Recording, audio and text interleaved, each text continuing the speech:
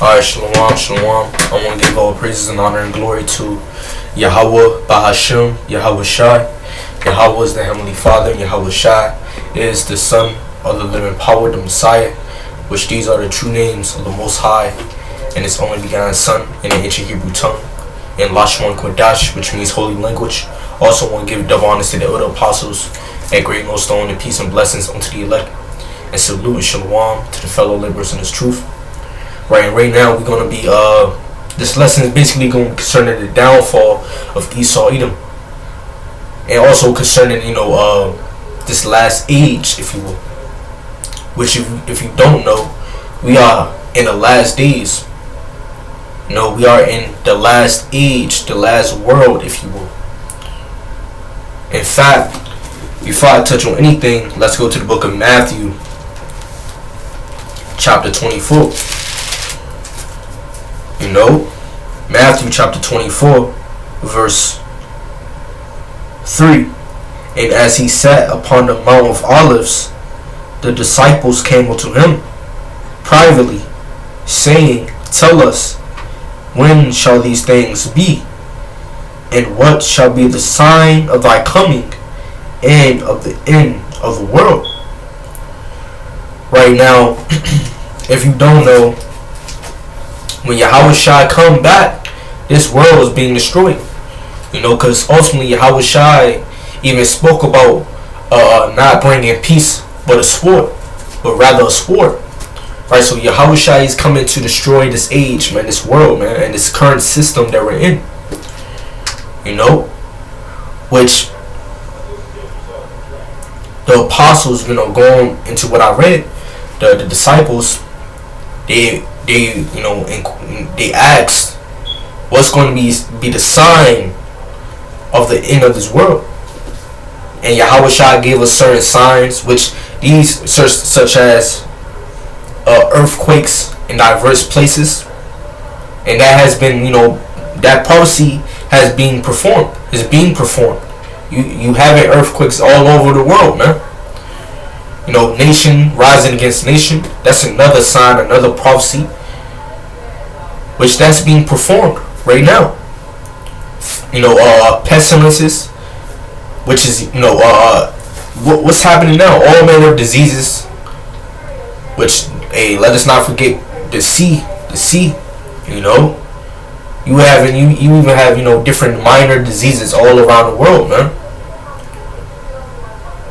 Also famines, which that's coming as well. Right, but the thing I wanted to touch on is this. Let's read it again. Matthew chapter 24, verse 3.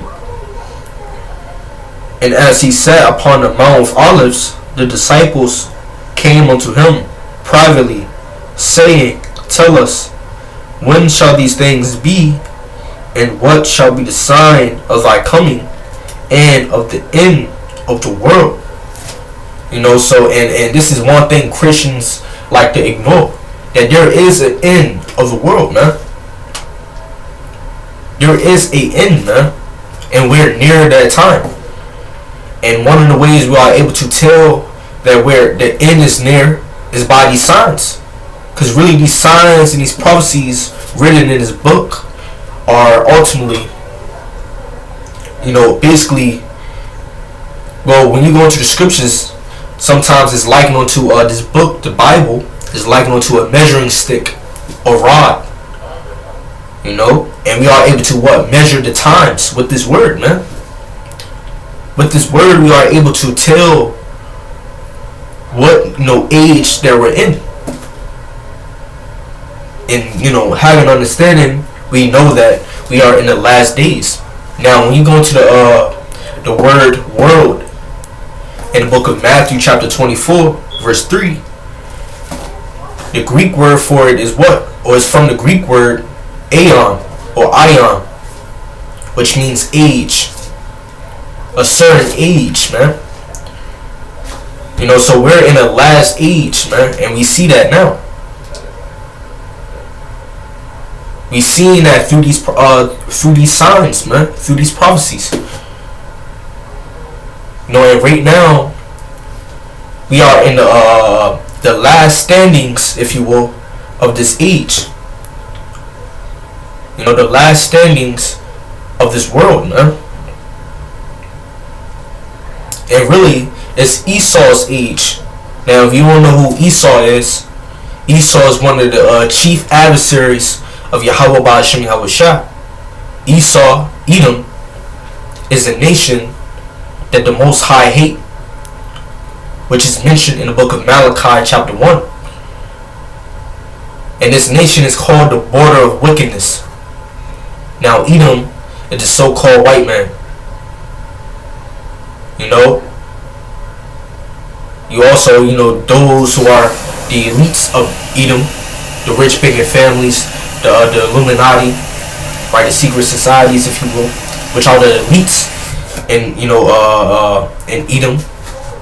Because really, it's mainly white people that be at the top, that be controlling the Freemasonry, these secret societies that be at the, you know, very, very top of the Illuminati.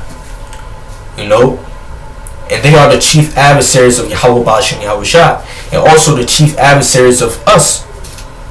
They are our adversaries, Israel adversaries, man. Right, and you know, when you go into the book of Job, chapter 9, verse 24, it tell you, you know, you look it up for yourself. In fact, you can get it right now.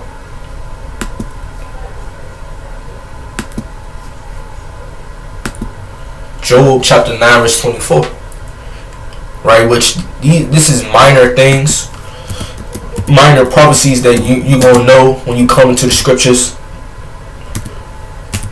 you know, but for the beginners, for the newcomers, we must touch on these things from time to time. This is the book of Job chapter 9 verse 24, and this is a prophecy, you know, that Job prophesied. You know, Job chapter 9 verse 24, the earth is given into the hand of the wicked. So right now you have the wicked, the border of wickedness, Esau, Edom, the devil of the earth, the white man. He's the so-called devil that the Bible speak of. Esau, Edom, is he that destroyeth the earth through different ways. You know, destroyeth the people, man.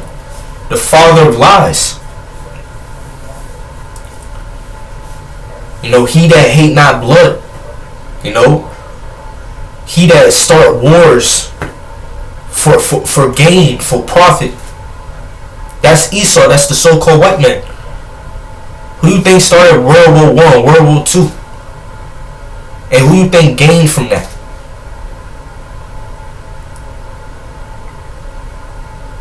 Who you think is the creator of all these, of a lot of these lies and false doctrines and falsehoods and religions on this earth? These wicked traditions. You know? That's the so-called white man. So it says the earth is given into the hand of the wicked, Edom. So right now, Edom have, you know, rule on the earth. This is his world. And the prophet Esdras prophesied, you know, about this world, Esau's world, Edom world, you know.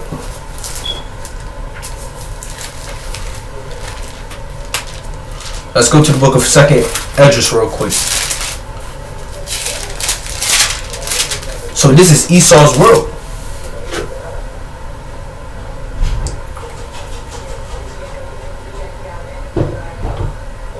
You know?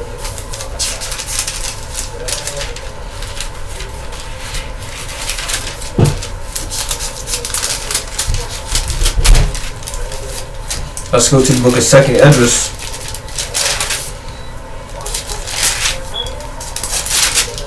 Chapter Salakia, bear with me. 2nd Esdras chapter 6, verse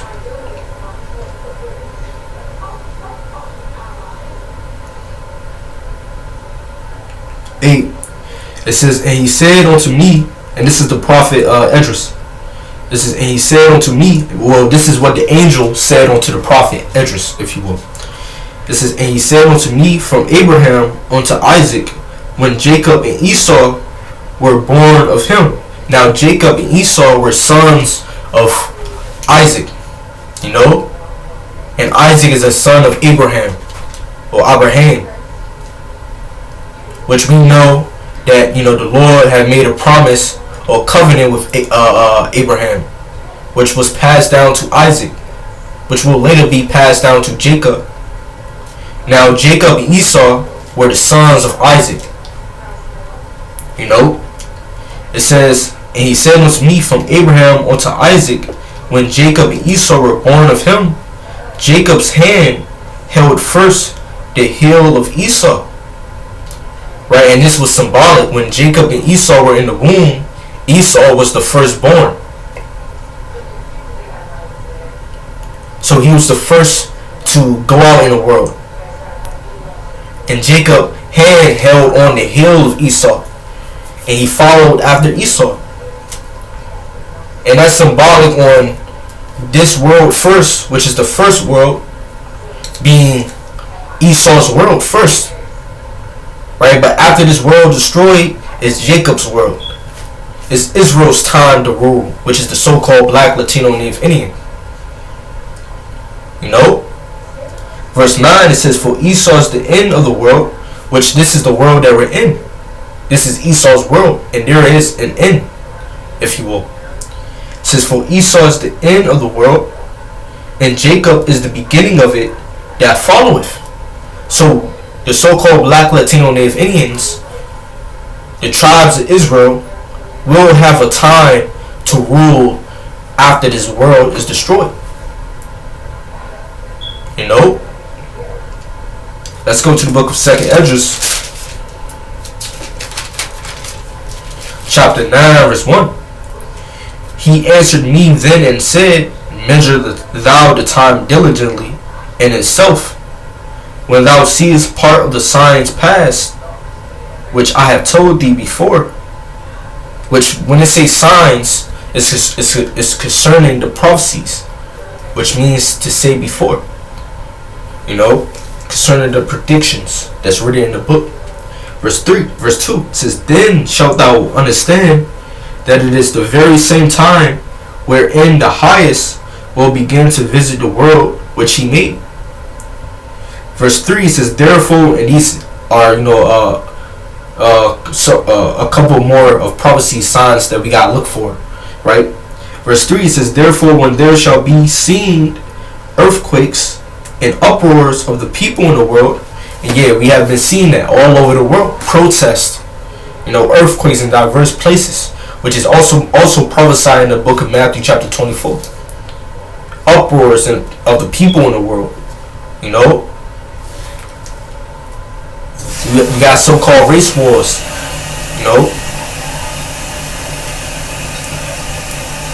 Verse 4, it says, then shalt thou well understand that the Most High spake of those things from the days that were before thee, even from the beginning.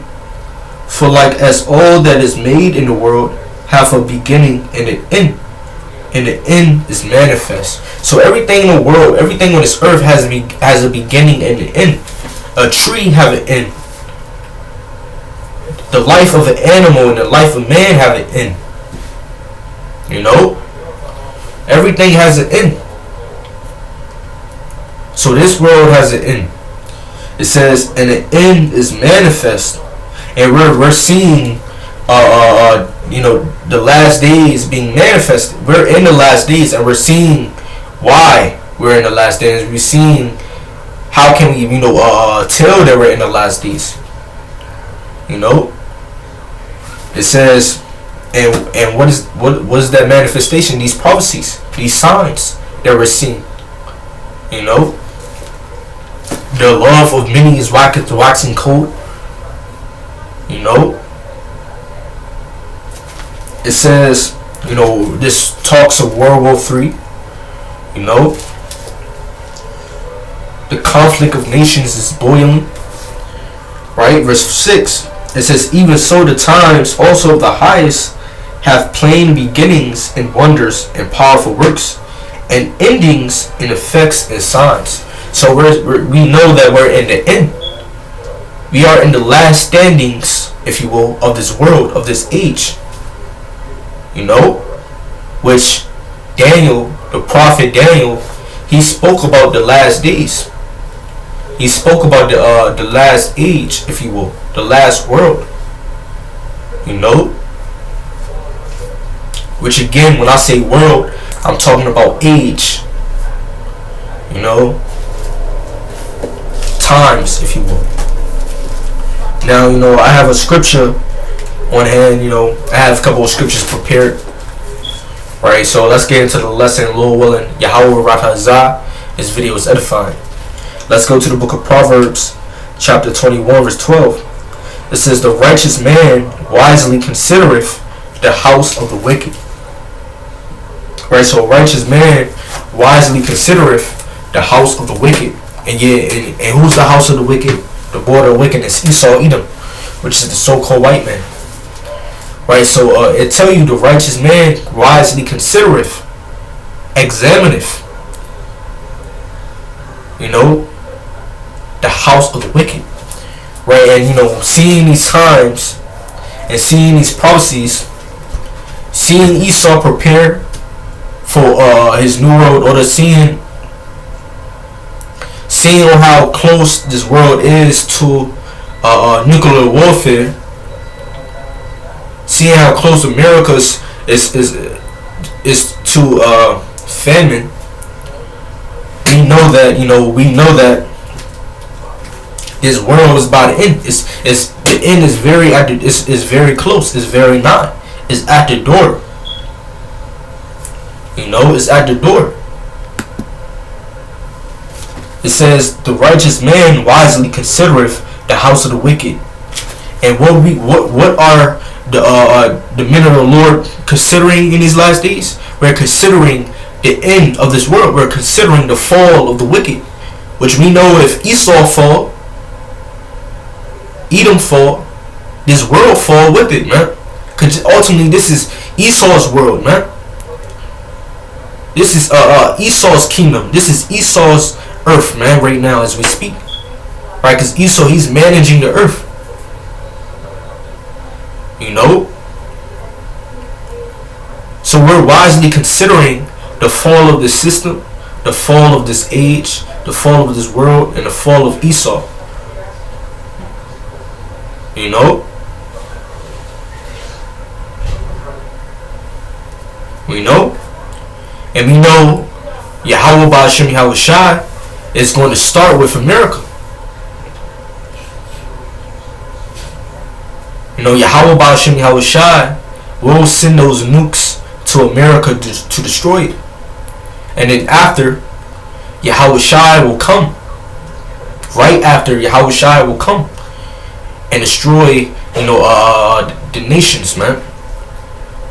Destroy the beast, which is EU, Esau, EU, NATO, and the other nations that's going to gather together against them. Because they tell you that the nations are going to gather together against the Lamb to wage war against the Lamb with their different militaries, their fighter jets, etc. Right, but ultimately Yahweh Shai, which is the Lamb, the Messiah, is going to get the victory. He's going to go forth as a conquering king. Conquering, destroying, and saving his elect, his people, man. Right, and that time is very near. Because right now, like the scripture says, measure the time diligently in itself. Right now we're seeing the first steps, or the steps to the MOTB, the mark of the, being mandated. We're seeing, the different inventions of the MOTB, which is the chip implant. Revelation chapter 13, verse 16 on down to verse 18. That first has to be prophesied before, the second coming of Yahweh Shai, before the end of this world. And we're seeing how nigh or how close we is to that prophecy being performed. Because we already know and are able to see what the MOTB is. We can smell World War III around the corner. You know, we're seeing these different signs and effects on this earth. So we know that the end of this world is close, man. Yahweh Shai is coming at that appointed time, and that appointed time is close. You know? So we're wisely considering the fall of this world, the fall of Esau, the fall of this age, man.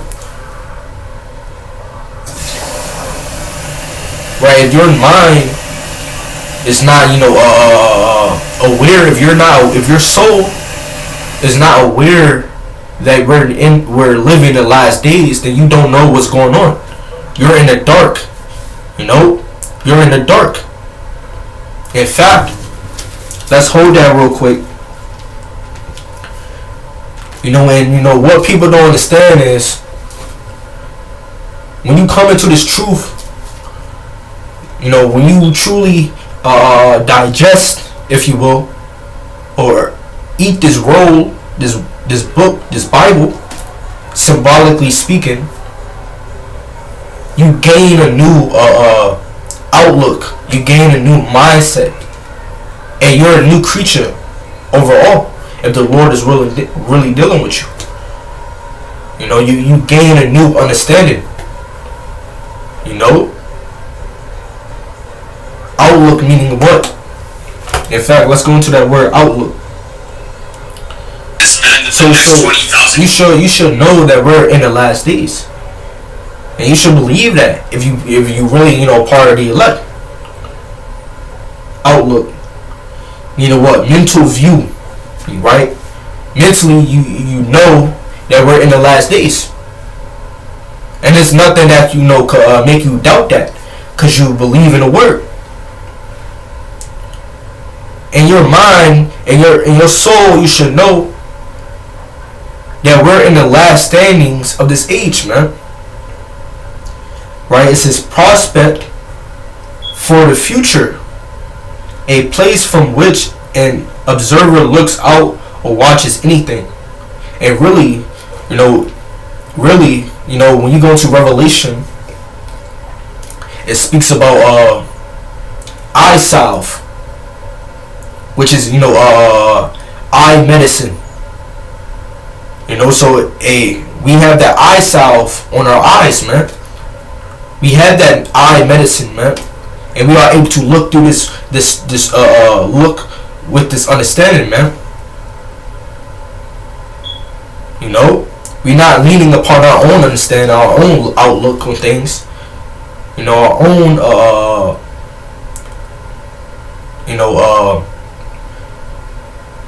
psyche, if you will, but we're leaning upon this truth.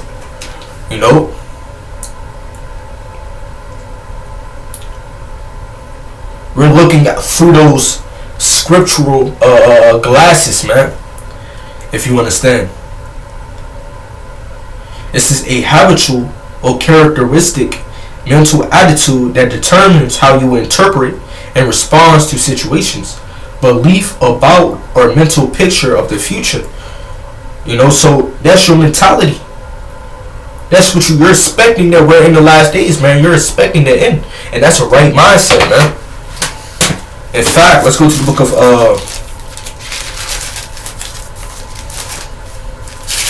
2 Thessalonians.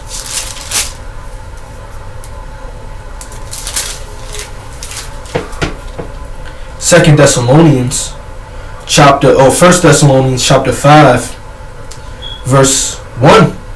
And this back up what I was just saying. First Thessalonians chapter 5, verse 1. This is but onto the top, but on Salakia. And these are the words of the Apostle Paul. It says, but of the times and the seasons, brethren, ye have no need that I write unto you. For yourselves know perfectly that the day of the Lord so cometh as a thief in the night. So Paul is basically speaking to the to the church, man. We really know what times and seasons that we're in. We know that the times of war, World War III is coming. We know the seasons of famine, the times of famine, the time of the end. We know that we're in those times, man. And we're near the times of the very, very end, man. Which really we are in the last days. And we know that, the second coming of Yahweh Shai is very close. It's at the door. And it cometh like a thief in the night. Which means what? To come unawares. To come out of the blue. Come when you're not aware of it. But we are aware of it. Now, of course, we don't know the exact day and the exact date Yahweh Shai is going to come. Right? Because no man, no angel, not even Yahweh Shai himself, know when he's going to come back, if you will. Only the Heavenly Father know the day of the Lord, when the day of the Lord is. Because ultimately, he appointed, the day when Yahweh Shai is supposed to come. So Yahweh Shai in the heavens don't really know when he's going to come back. He'll know when, he don't know. The Heavenly Father know. And, verse 3, it says, for when they shall say peace and safety, then sudden destruction cometh upon them, as travail upon a woman with child, and they shall not escape. And we know that sudden destruction, or one of the best things is being aware that there is a sudden destruction and having that type of outlook. Verse 4 says, but ye brethren are not in darkness. And this is the point I wanted to get. But ye brethren are not in darkness. Meaning what? You're not in the dark. You're not ignorant concerning the matter. You're not ignorant concerning this report, concerning this word, concerning the future. You're not ignorant concerning what the Lord is about to do to this world, man. Because the Lord is about to destroy this place, man.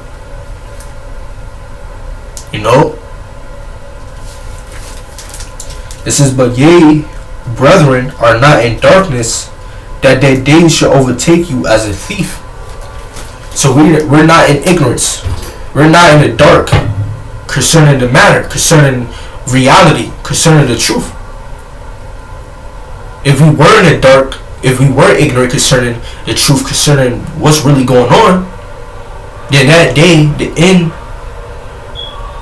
famine, the second coming, is going to overtake us as a thief. Now, when it says thief, it's symbolically.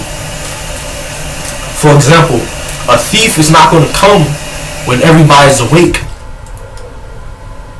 A thief not going to come into your house to steal from you when you're awake, when you're aware of your surroundings, when you're aware. He's going to come when everybody's sleeping, when it's dark outside, when it's night, man, when people are not aware of his presence, man. And that's symbolic for the end coming unawares. Now, if you're in the light, you're going to know that the end is coming. You're going to understand the future. You're going to understand these times is coming, man. But if you're in the dark and that those evil times, that horrible end that's going to come upon you unawares, because you've been in the dark. You didn't have the right understanding. You didn't have the right outlook on things. You ain't wisely consider what's going on and what's about to happen.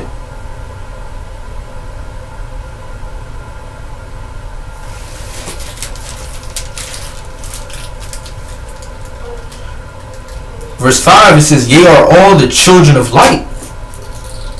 Right? So we're the children of light. Because we abide, if you will, in His truth. We abide in His truth. Right? We have this understanding. right? We're in this knowledge, and we don't forget it, man, and we don't depart from it. We always consider what we have learned through the years in this truth. Well, when you go into one of the parables mentioned in the book of Matthew, chapter 25, I think, it's it was it was concerning five foolish wives and five foolish it's concerning five foolish. Basically, it was concerning the foolish and the wise. And I'm only going to touch on the wise. The wise, they took the oil with their lamps. Now, the oil represents what? This knowledge, this understanding, this faith, or this truth. And the lamps is really our soul. It's our mind. And we're taking it and putting it in our vessels, if you will. In a lamp, and you need, in the ancient days, it's not like lamps today. In the ancient days, they use oil lamps, where you put oil in a lamp, and that will, basically, that's for the part of the lamp to keep the fire going, if you will. So we took the oil with our lamps, man. That our light, our fire may burn, and I'm symbolically speaking, that we are able to what, and also symbolically speaking again, that we are able to what, see our ways in this world, man, in this dark world, in this slumber land, because really that's what America is. America is slumber land, right? The Matrix, it keep you sleep, right? You got music, entertainment. Now I'm not condemning, listening to music. I'm not condemning, looking at entertainment, looking at sports, and looking at movies and television, and having your little endeavors in this life, in this world. I'm not condemning none of that. That's just we're in the world, but we're not of the world, right? But these things can keep you asleep, right? You have a word. Well, this is a hedonistic. Hopefully, I'm saying it right. A hedonistic world, right? Let's go into that word, hedonistic.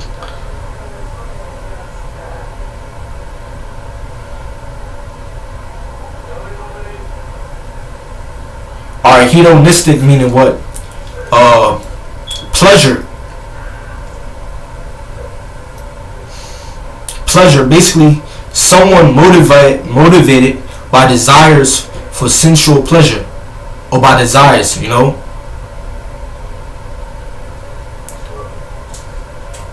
this is a hedonistic, and not just sensual pleasures, but just pleasures of all forms, delights of all forms. Right, self-indulgence, right, hedonism, right. So this is a hedonistic society. Everyone is seeking to have a pleasure, and that's gonna keep you asleep. Bear with me real quick. I'm ready to do something real quick.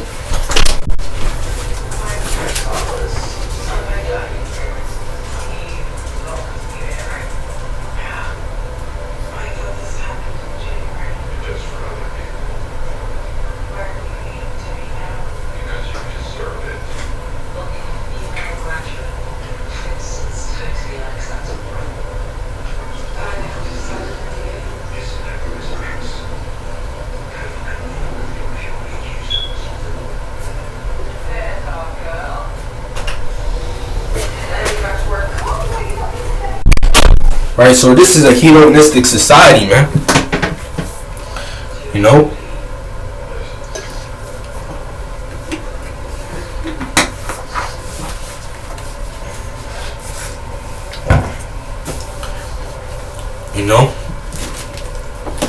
Everything, in this world, right, the lust of the flesh, the lust of the eyes, even, different endeavors, and goals and worldly dreams is really can be used to keep you sleep, to keep you in the dark. But we are not like that though. We're the children of light. We're walking in the day. We're walking in this truth. We're looking through this understanding, if you will. Right? It says, the scriptures is called faithful and true. So these words are faithful and true. Now, when you go into the word faithful, meaning what?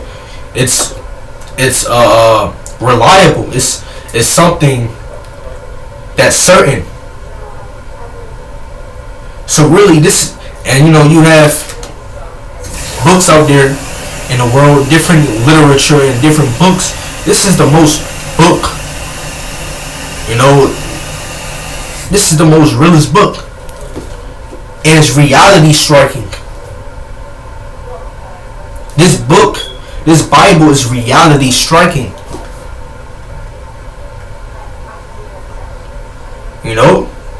In fact, let's look up that term real quick. Let's see if that's it's a real term. Let's see if that's a real term.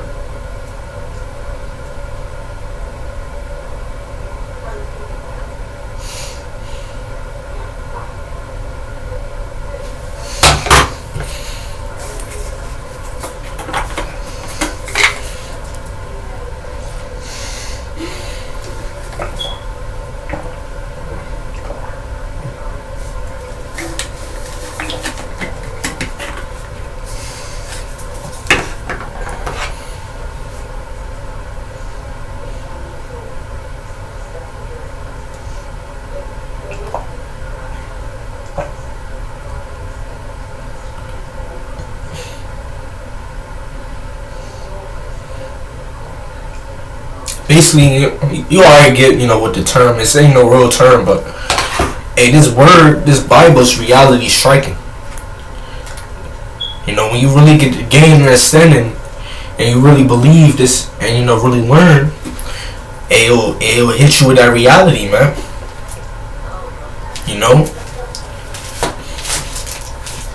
Let's finish this off real quick. It says, "Ye are all the children of light and the children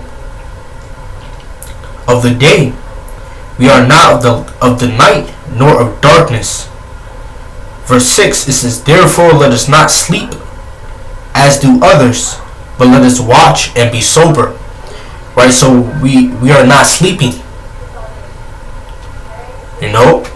We're not inactive in what we are not inactive, if you will, in what we're supposed to do, but we are active in what we're supposed to do. We're preparing for the time. We're preparing for the day of the Lord. We're seeking after perfection. We're seeking after righteousness, because we know what's coming. It says, but let us watch and be sober. Meaning, watch meaning what?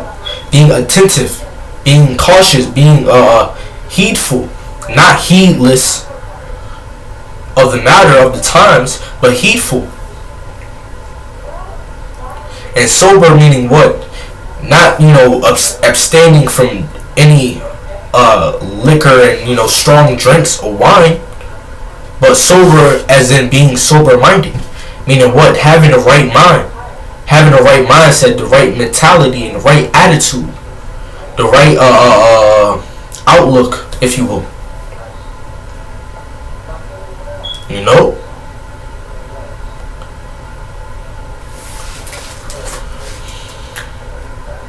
And I'm saying this to myself as well. Right, so let's go let's get into the scriptures that I have. Let's finish Proverbs chapter 21 verse 12. It says, "The righteous man wisely considereth the house of the wicked." Right, so the righteous man wisely considereth the house of the wicked.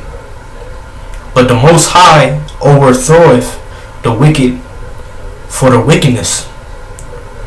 Right, so Yahweh Ba'ashem Yahweh Shai is about to overthrow this age, man, this generation, this place, because of his wickedness. You know? Now I have a couple of scriptures again on hand, which bring me to let's start off with Psalm chapter 62, verse 3. It says, "How long will ye imagine mischief against a man?" Right, and now we know these are the words of David, probably concerning one of his enemies. But we know that everything written aforetime is written for our learning. Which that's mentioned in the book of Romans. And we can apply this and apply this to what's going on now. Esau, he's basically imagining mischief against the so-called black, Latino, Native Indians. And what you don't know is everything. A lot of things that Esau do is for the ruin of the so-called black, Latino, Native Indians. Right now Esau, he's coming against the prophets. He's coming against the truth with the so-called anti-Semitic thing. With that term, man. Which that term, that's a whole shield. That's their shield. And that's their weapon, man. When you really look at it symbolically. So how long will ye imagine against a man, mischief against a man, ye shall be slain all of you, as a bowing wall shall ye be, and as a tottering fence. Now if you don't know, a bowing wall, right? Hold up. Salaki, bear with me.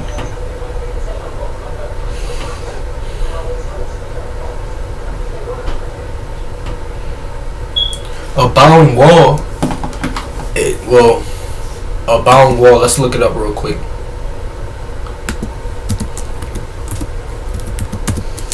And really, that's Esau's. That's Esau. We could apply that to Esau. Right, Esau, he's that bowing wall. And as we can see, the wall is about to fall over. The wall is about to fall over, man. Right, so we're in the last standings of Esau Edom. Everything that Esau doing against Israel, against the world, against the earth itself, against the people of the earth, the Illuminati, all their wicked conspiracies, all their wicked schemes, that all is going to come to an end. We're in the last standings of this country and in the last standings of this age, man, of this world. So ye shall be slain, all of you, as a bowing wall shall ye be. So really, we're in the last standings of Esau, right? Wait till that last wait till those final few prophecies come to pass. That's when all Esau he's done for, man. He's done for.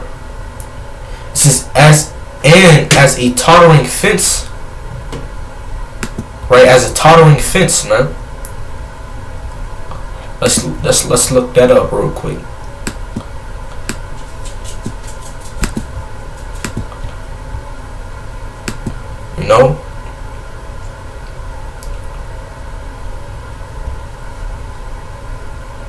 Salaki, bro, bear with me real quick.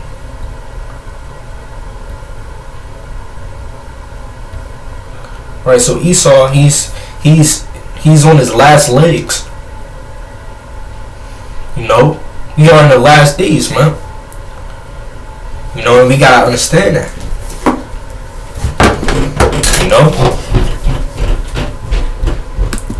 Let's go to the book of Daniel, chapter 2, verse 31. It says, "Thou, O king, sawest, and behold, a great image.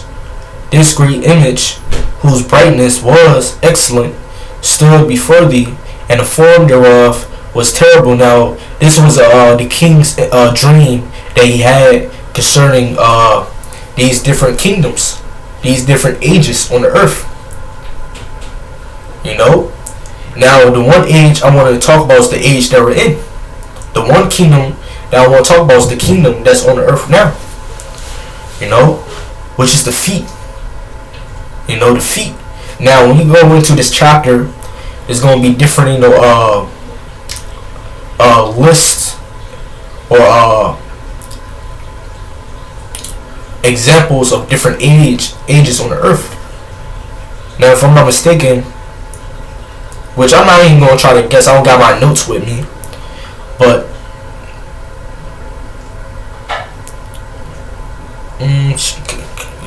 hold up, Salaki Khan. Right, so you have, let's just read verse 31, verse 34. I don't got my notes with me, so I'm not going to be able to tell you or break it all the way down. You know, but Daniel chapter 2, verse 31 says, Thou, O king, sawest and behold a great image. Now, like I said, this image was basically concerning different kingdoms and different ages on the earth during different times.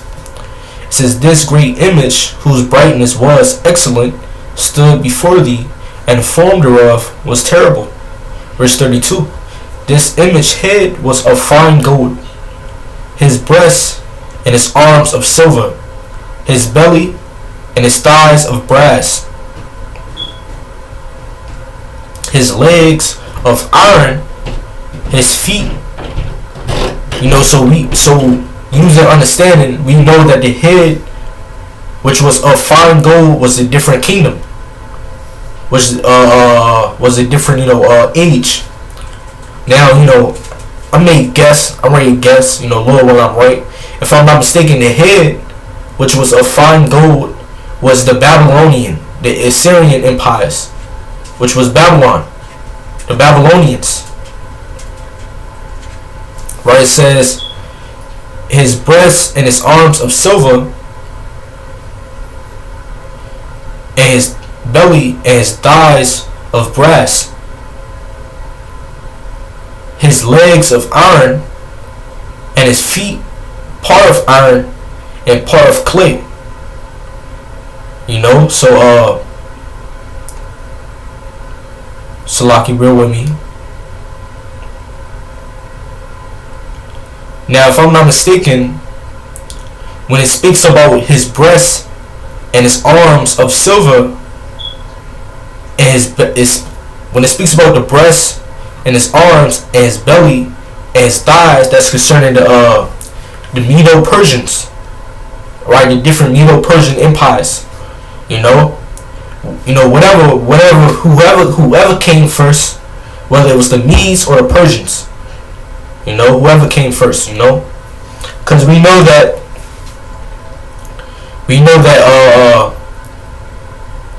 I think, if I'm not mistaken, Cyrus took down the Medes, or Cyrus took down Darius, King Cyrus took down Darius, and we know that Cyrus, if I'm not mistaken, ruled in Babylon at one point in history. In fact, let's look it up real quick.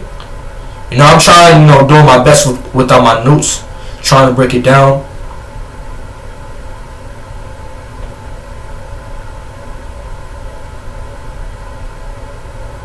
Alright, so it says in 539 BCE, the Persian king Cyrus took Babylon. Right, so we are able to tell that, the breasts and arms and belly and thighs represents the Medo-Persians empire, and we know probably the Medes came first or came before the Persians, right? Hence Medo-Persian empire. So we are able to break that down, right? So going to verse 33, it says his legs of iron. Right, I'm doing, I'm speaking from, memory. Lord willing, what I said was right. Verse 33, it says his legs of iron. Now, if I'm not mistaken, when it speaks about, at first I wasn't going to do this, but I'm ready to rely on my memory. Lord willing, I'm right. Verse 33, it says his legs of iron. Now, when it speaks about the legs, it represents the Greco Empire, because we know that Alexander took down Darius. Now, if I'm not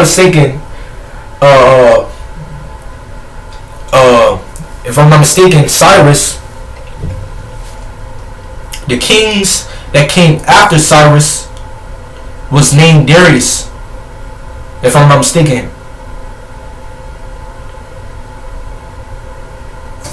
Let's look it up real quick.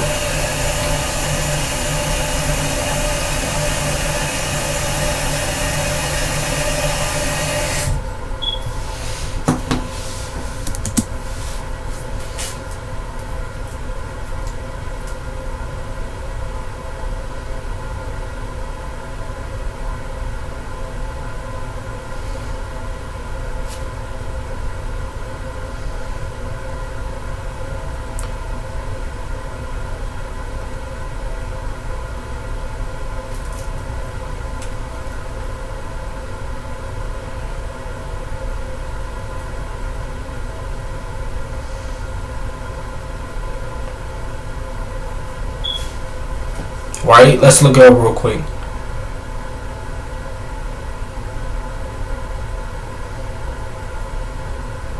Cause we know, right, Khan.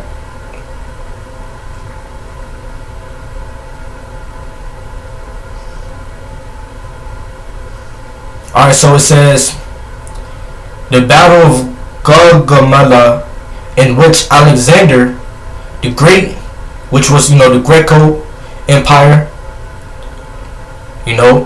defeated Darius III of Persia in 331 BC. So if I'm not mistaken,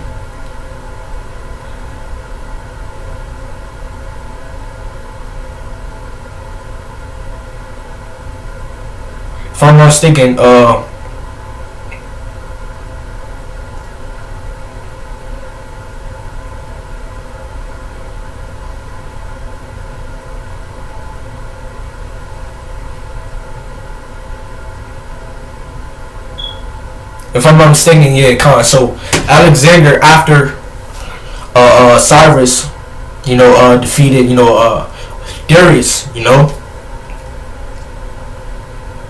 So when it speaks about,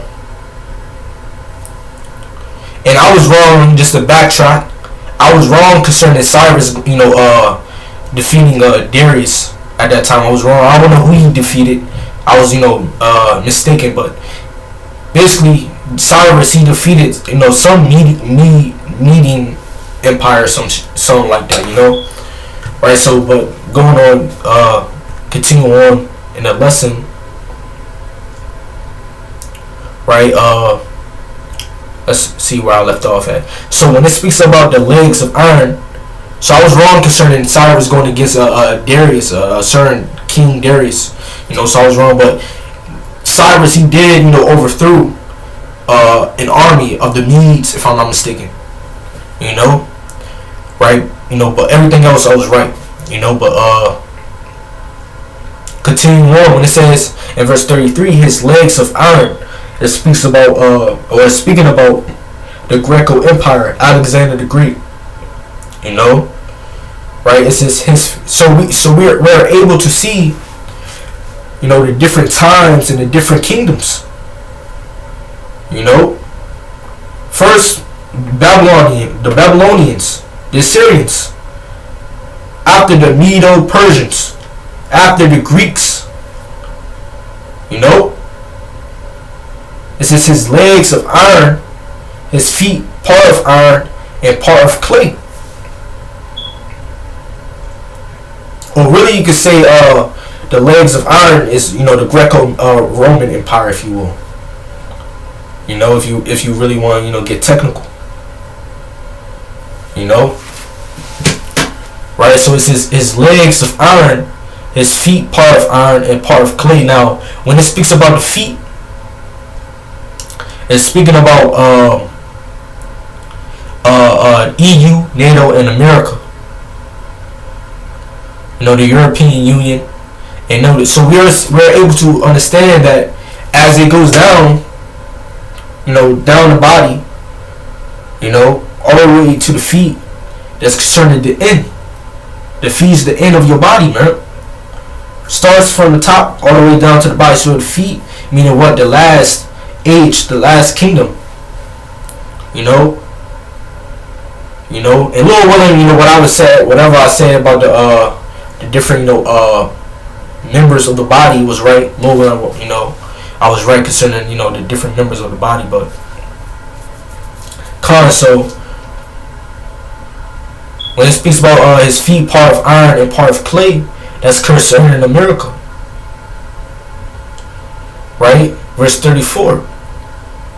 That's concerning EU, NATO, and America.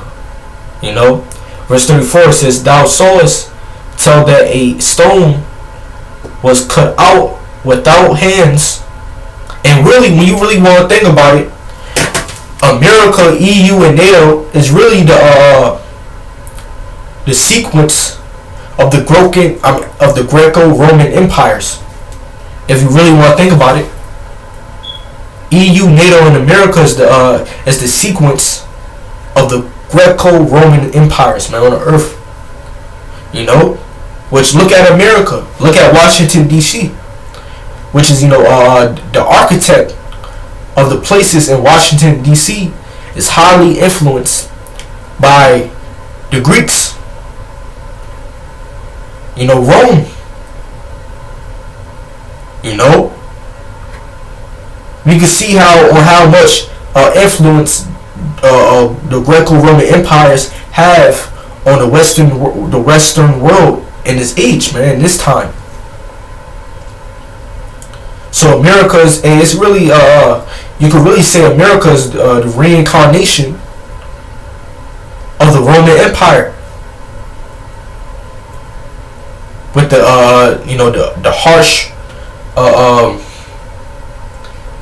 harsh decrees, the harsh laws,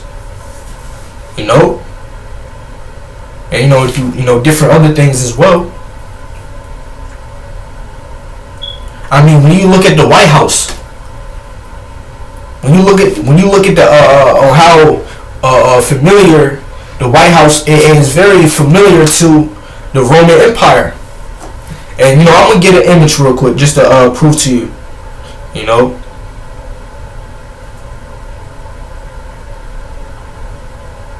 It's very familiar, man. It's very similar.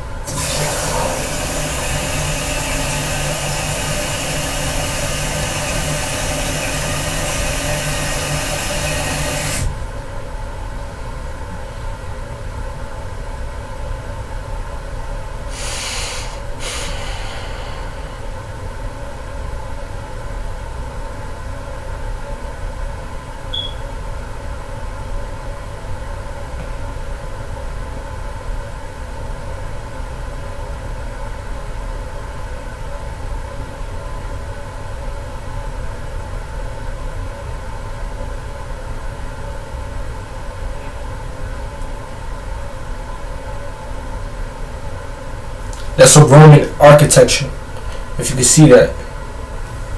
And like I said, I'm gonna mention again, because I'm getting very cautious when I speak about, when I'm trying to break down Daniel chapter 2. I'm leaning on my own memory, right? And Lord, when I'm not mistaken,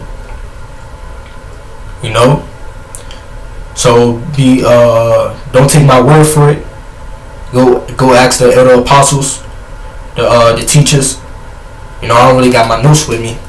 I was just trying to lean on my memory when I learned in the past, but I may have got a couple of things wrong. So just to throw that out there, just to be careful.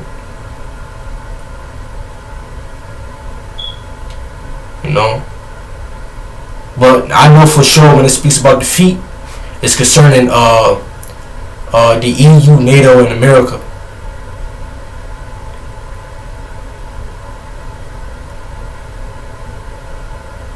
Man, we could see how very similar that is to the Roman empires, man. Architect. Even how similar it is to the Greek empires. Now,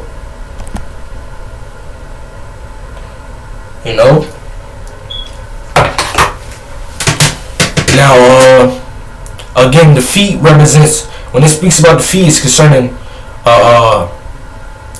America, EU, NATO, right? But when it symbolically speaking, when it's speaking about the feet, it's concerning the end. That's the end of your body.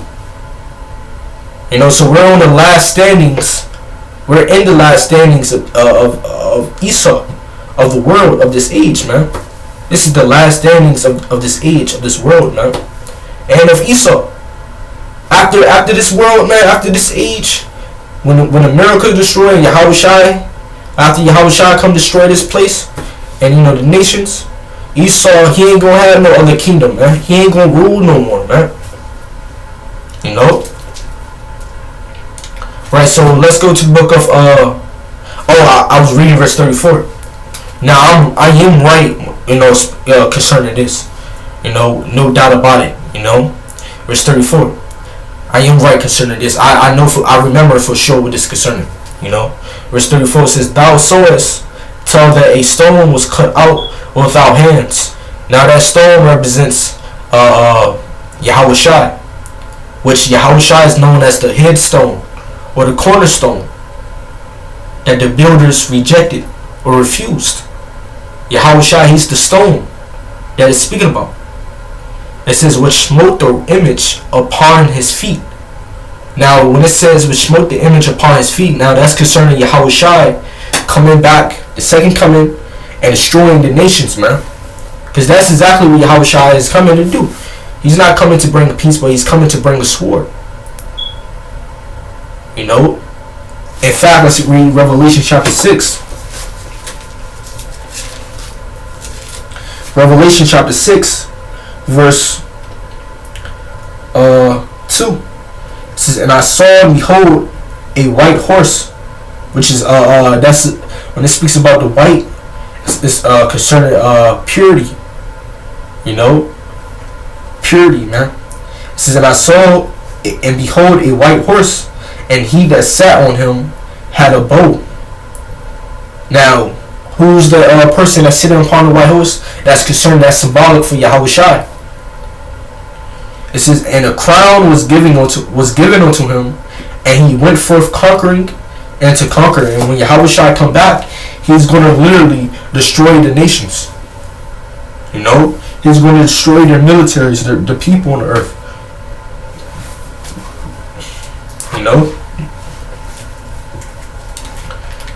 Which you can read more about that in the book of Revelation chapter 19.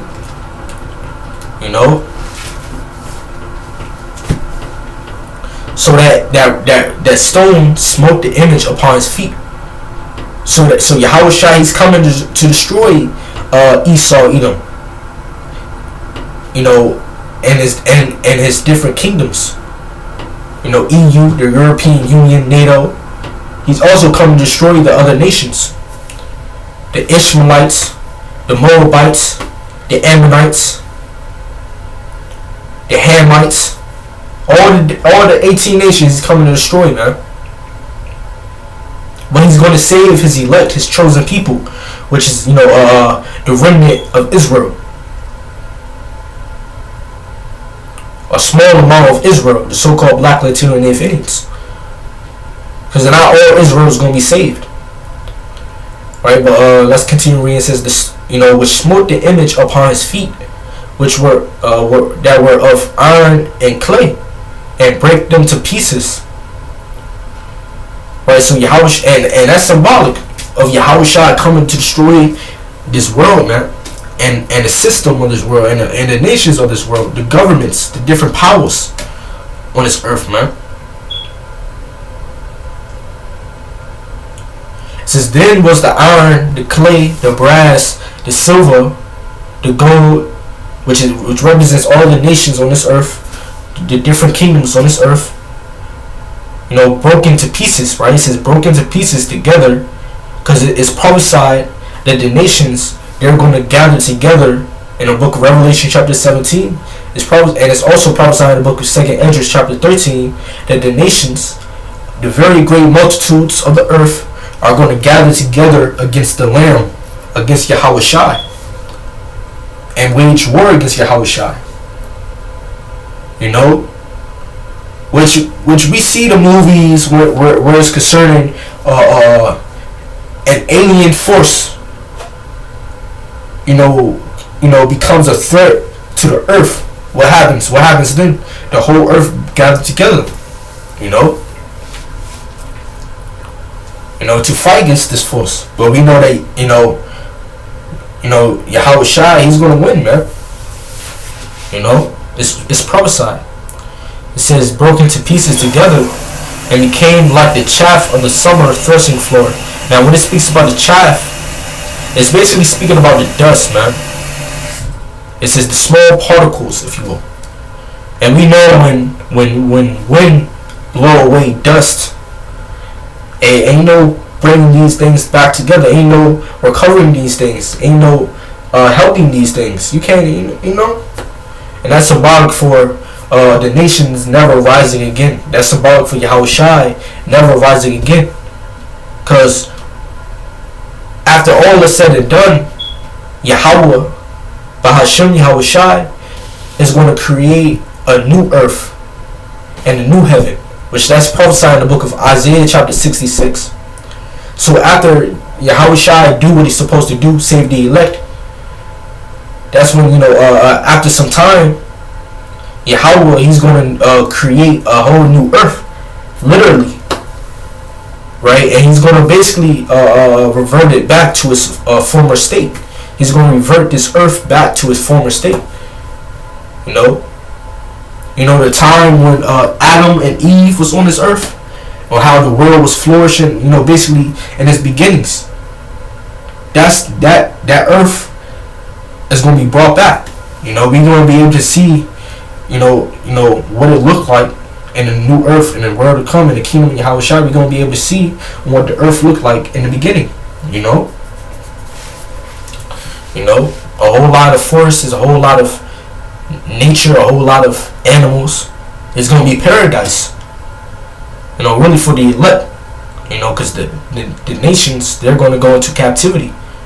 Right? But they're going to be able to behold the beauty of a very new earth. Not with all that buildings and bad architectures on the earth. Not with all these skyscrapers and towers. All these dumbass architectures on the earth, man. All these dumbass buildings on the earth. That shit not gonna be seen no more, man.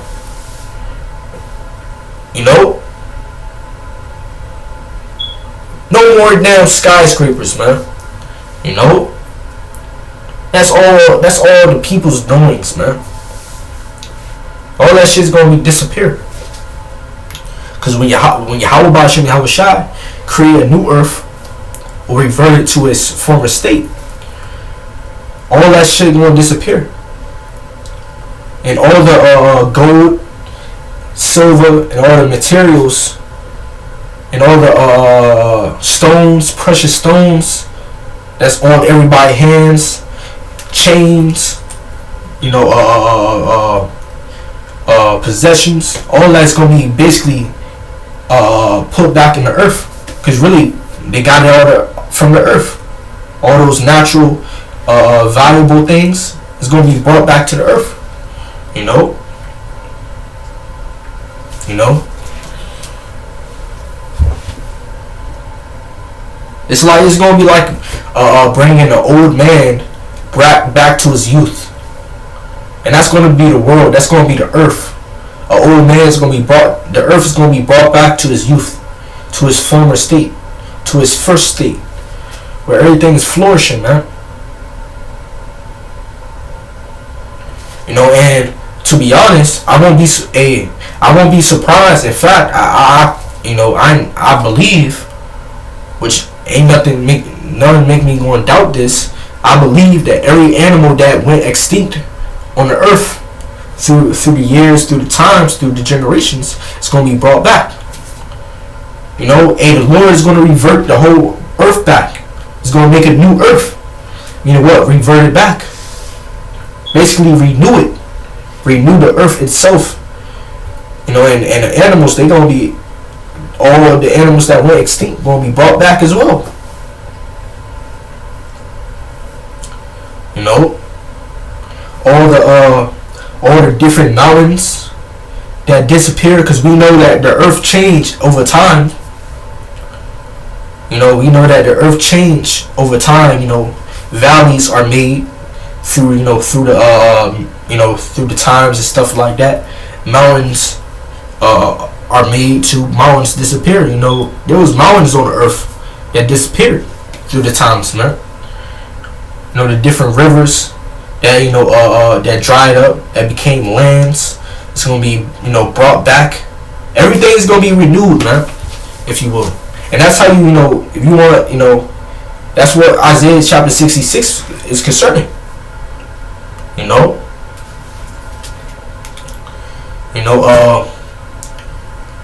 right. So it says, continuing verse 35, it says, and became like the chaff of the summer threshing floors, and the wind carried them away, that no place was found for them. And the stone, which represents Yahushua, that smote the image, became a great mountain.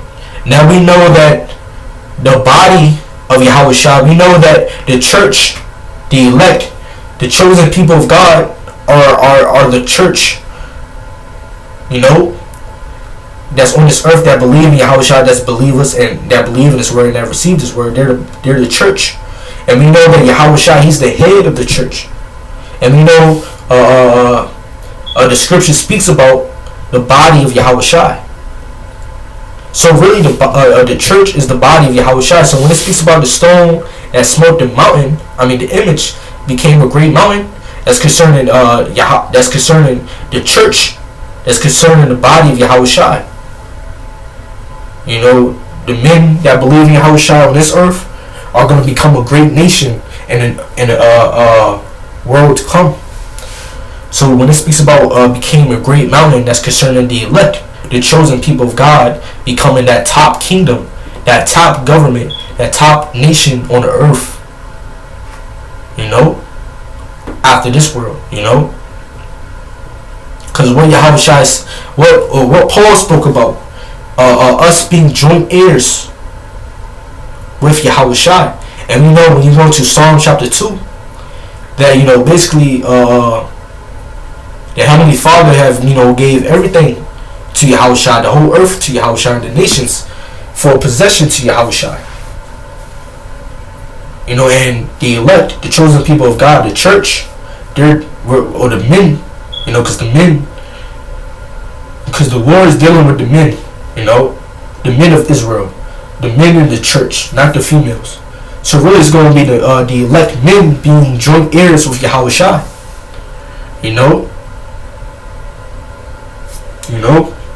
And the elect, it's going to be, and Yahushua being that everlasting king in this everlasting kingdom, which is Israel, is going to become great. If you understand, you're able to receive it. It says,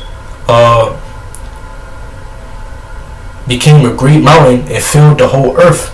Now what it means, filled the whole earth, meaning what? Because ultimately Israel is going to be immortal. We're going to be immortal, right? gonna be immortal. Yahweh Bashim Yahweh Shai is gonna give us new bodies, which will be immortal, meaning what? Never to die. So we're gonna be able to live forever, for all eternity. And yes, we're gonna be able to have children. It's prophesied in the book of Isaiah chapter 4 that 7 women shall grab hold on one man. So we're going to be able to an Israelite man in the kingdom is going to be able to have multiple wives and concubines, and we're going to have many children, which will be the Israelites that died on this earth, right? The 2/3, and we're going to multiply. We're going to become great, on the earth, if you will. Right, what else scriptures I got, on hand?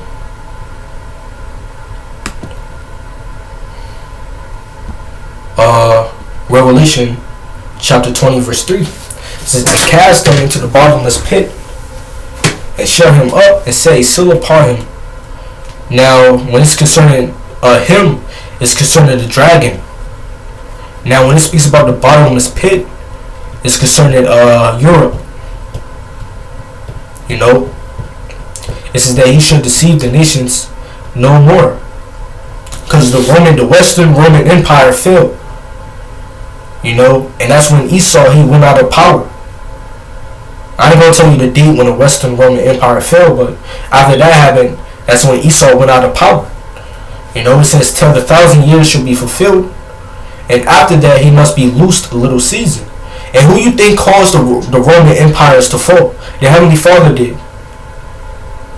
So after the Western Roman Empire fell, after some time,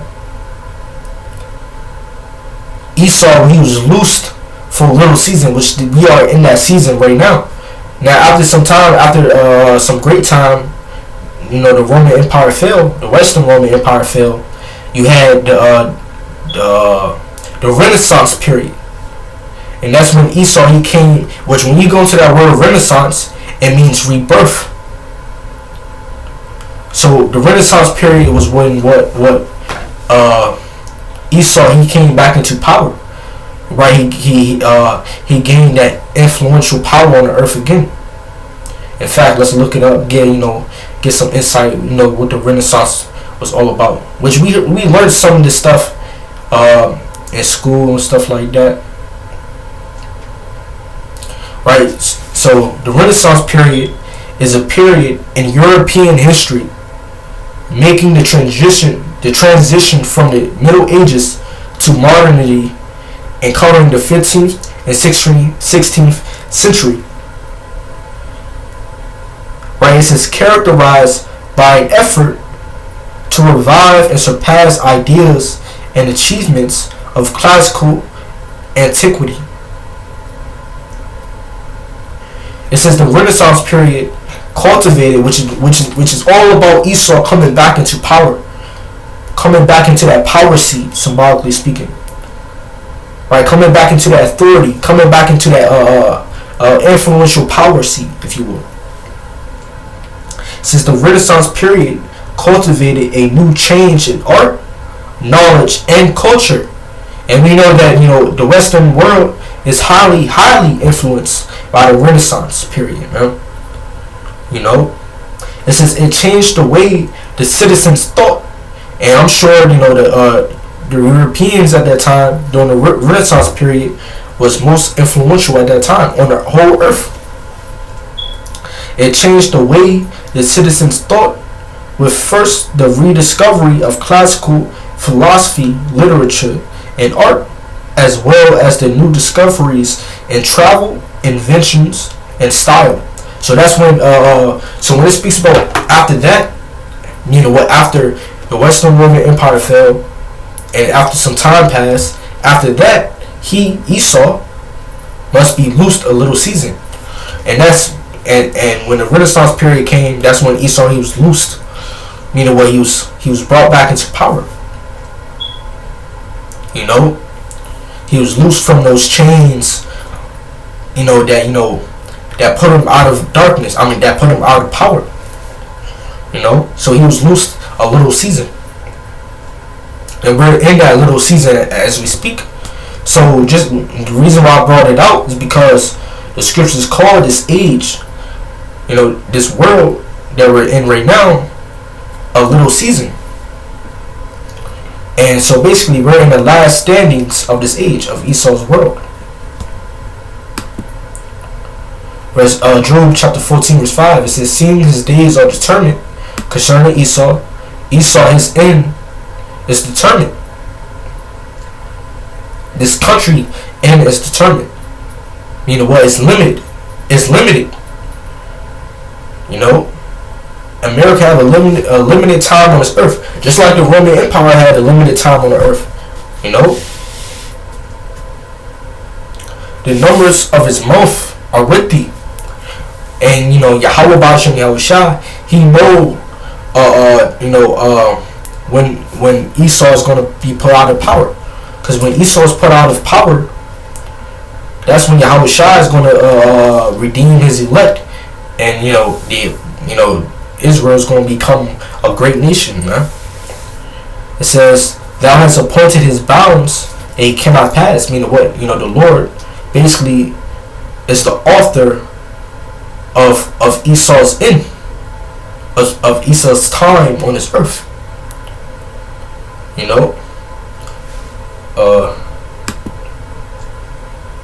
Well, I don't really need to get that, but Lord willing, this video was edifying. Don't want us to the elder apostles, the great millstone. Peace and blessings unto the elect. Salute, shalom to the fellow laborers in this truth. And all praises and honor and glory be to Yahweh Ba'ashem Yahushua. Shalom.